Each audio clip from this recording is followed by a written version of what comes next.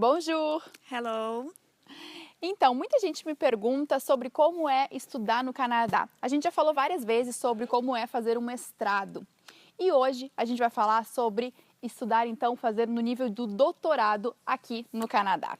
Por essas e outras, eu tô aqui com a Amanda, que vai nos explicar um pouco, então, como foi o teu caminho até aqui. Bom, eu estou aqui já faz 2 meses. Eu já fazia doutorado no Brasil, eu tinha começado na UFSC, no Brasil, há 1 ano. E nesse período eu queria vir para cá para fazer o doutorado sanduíche, que é uma modalidade onde a gente pode fazer metade do doutorado no Brasil e metade do doutorado em uma instituição internacional. Mas aí, com toda a questão política e econômica, as bolsas realmente tiveram uma queda. E a nossa intenção também, minha e do meu esposo, era no futuro imigrar. E essa modalidade de estudo, que é o doutorado sanduíche, não permite a imigração após. Porque daí depois a gente teria que voltar para o Brasil. E a gente já sabia que essa não era uma opção no momento. Então, eu comecei com o processo de doutorado novamente aqui. Então, em janeiro desse ano, na verdade, no ano passado, eu já tinha entrado, já conhecia a UDM pelo Facebook, pelo site. Que é a Université de Montréal, Université de Montréal. Entrei no site da Aménagement, que é a faculdade que eu estou inserida, e comecei a dar uma olhada nos currículos dos professores e professores que se enquadrassem mais na minha área de pesquisa. Porque a tua área é arquitetura, né? Eu sou arquiteta e urbanista, mas o meu mestrado e o meu doutorado eu faço mais na área de urbanismo. Então, são áreas correlatas, mas ele é mais focado no planejamento urbano. Então, em janeiro desse ano, eu montei um e-mail com todos os meus dados, com o meu currículo, as disciplinas que eu já tinha cursado, minhas notas, qual era a minha ideia de projeto de pesquisa. Foi realmente um e-mail longo, publicações, que é uma questão também muito importante, e enviei para esse professor. Eu escolhi um professor que se enquadrasse mais com a minha pesquisa, encaminhei para ele. Realmente foi mais rápido e melhor do que eu imaginava. Em 2 dias ele já tinha me respondido, elogiando o currículo, falando da pesquisa dele também, que eu poderia trabalhar com ele e que eu poderia dar entrada então no processo de admissão e indicá-lo como diretor de recherche, né, que seria o nosso orientador no Brasil. E porque o processo para entrar no doutorado iria até dia 1º de fevereiro. Então, eu fiz todo esse processo, né? Precisa de um projeto de pesquisa, tradução de documentação. Então, eu fiz todo esse processo em praticamente 2, 3 semanas. Tive que traduzir tudo. Tradução juramentada. Tradução juramentada. A tradução do projeto de pesquisa foi uma tradução que eu fiz. Depois, eu passei por uma revisão. Tudo em francês. Tudo em francês. Foi tudo em francês. E coloquei o nome desse professor como diretor de recherche. Algum tempo depois, eu não me lembro exatamente, foi em média 1 mês e meio, que a universidade me retornou, falando que eu tinha sido aprovada, mas que eu precisava fazer uma entrevista por Skype com o coordenador do curso. Então, a gente agendamos, né, fizemos um rendezvous, fizemos uma entrevista por Skype, foi muito rápido, foi cerca de 20 minutos, eu fiquei realmente muito nervosa, mas foi ótimo. Ele me explicou um pouco de como era a universidade, porque eles realmente leram, isso eu achei muito interessante, porque eles realmente leram o meu projeto, eles realmente se integraram do que tratava. Eles até me indicaram um co-orientador, porque o meu trabalho era um pouco sobre economia urbana, então eles me indicaram um outro professor que também poderia trabalhar. Então, eu tenho um orientador e um co-orientador na universidade.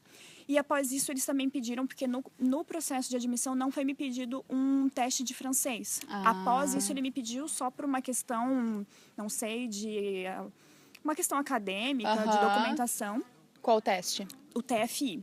Que tu fez no Brasil ainda? Fiz no Brasil. Eu poderia até ter feito aqui, mas para adiantar e tudo mais, aí eu acabei fazendo no Brasil, deu tudo certo. Qual o nível que eles exigiam? Eles exigiam, se eu não me engano, era 785, eu tirei um pouco mais, mas foi tranquilo. Isso é uma média intermediário? É um intermediário avançado, que era o que pediam. É como um equivalente a um B2, assim, do TCF. Tá, e tu já tinha estudado quanto tempo no Brasil de francês? Em média, 1 ano e meio. Com uma professora particular francesa, eu tinha estudado com ela. Tá. Que mais? E depois, aí teve todo o trâmite de imigração, que demora também um tempo. Que, na verdade, de visto, né? Porque a Amanda também é estudante estrangeira, né? Isso. E aí tu pediu o visto de estudos e por teu marido um visto de trabalho. De trabalho. Aí até uma outra coisa que é importante falar, durante essa entrevista por Skype, eu quis também falar com ele, né, com o coordenador, sobre bolsas. Ah, sim. Né, porque o curso aqui seria em média $7.000 por sessão. Realmente é, né? E são 4 anos, então vai pesar um pouco. E eu conheci a Bolsa C, que é de isenção para os estudantes estrangeiros. E solicitei, olha, eu conheço essa bolsa, eu queria solicitar, como que eu faço? Aí ele só falou, olha, eu tenho todos os seus dados, então pelo meu histórico escolar, eu consegui a bolsa, claro que eu fiquei pelas sabendo... notas que tu tinha no Brasil. Notas, do mestrado, né?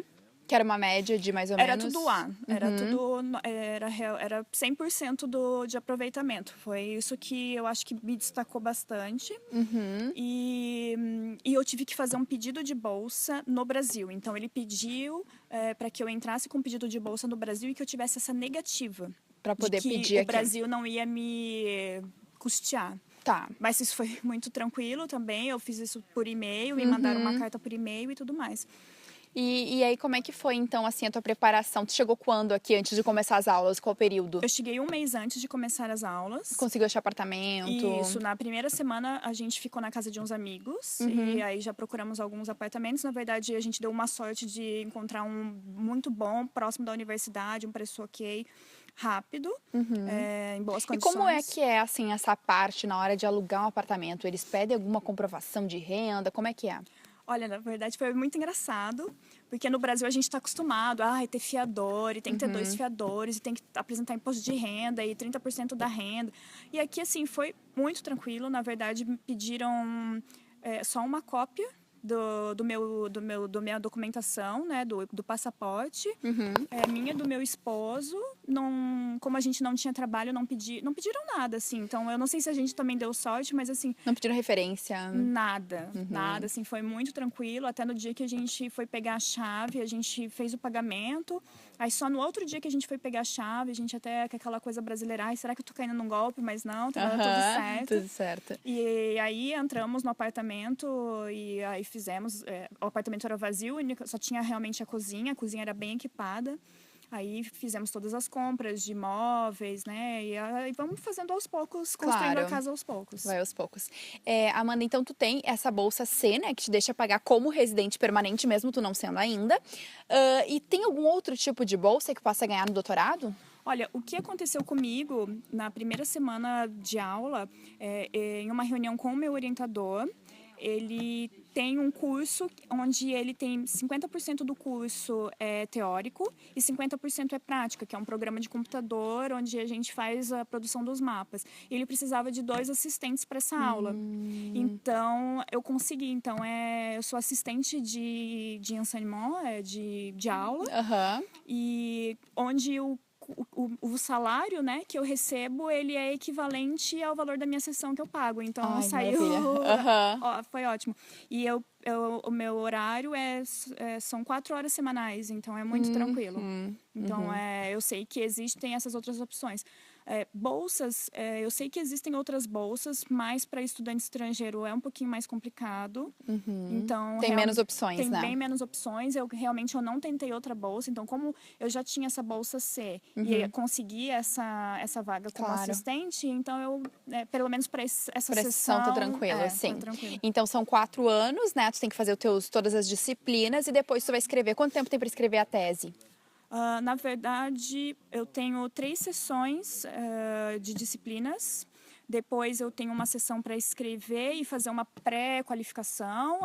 E depois tenho mais 2 anos. Então, são 2 anos, os dois últimos anos finais, que seria para escrever a tese. E quanto tempo tu tinha começado? Quanto tempo tu fazia teu doutorado no Brasil antes de vir? Eu tinha feito 1 ano, aí eu tranquei lá. Não conseguiu aproveitar nada? Olha, eu nem tentei, para ser bem sincera, eu não tentei, porque assim, as disciplinas que eu fazia lá, aqui eu não faço, eu faço mais disciplinas de seminário, que são voltadas para metodologia, teoria do conhecimento, e lá eu já tinha feito essas disciplinas até no mestrado. O que eu fazia no doutorado era realmente mais voltadas para o urbanismo, que são coisas que eu não faço aqui. eu realmente não sei se eu conseguiria aproveitar ou não. Nem tentei, assim. Entendi. Então é isso, Amanda. Tá gostando, tá aproveitando a Sim, cidade, sim. seu outono maravilhoso, né? Não, eu adoro. A gente ainda não passou pelo inverno, né? Mas estamos apostando Mas que vai dar adorar tudo também. certo. Tenho certeza que vai adorar. Então tá, gente. Se vocês tiverem dúvidas, sugestões, escrevam pra gente no poressaseutrascanadá@gmail.com. O nosso trabalho também é de ajudar vocês que estão com vontade de vir pra cá. A gente faz todo esse suporte. A gente dá o auxílio também se você quiser estudar língua, se quiser fazer um curso de francês, de inglês antes de vir, para estar bem preparado. Então conte com a gente, se inscreva no nosso canal e até a próxima terça-feira. Bye, bye! Tchau.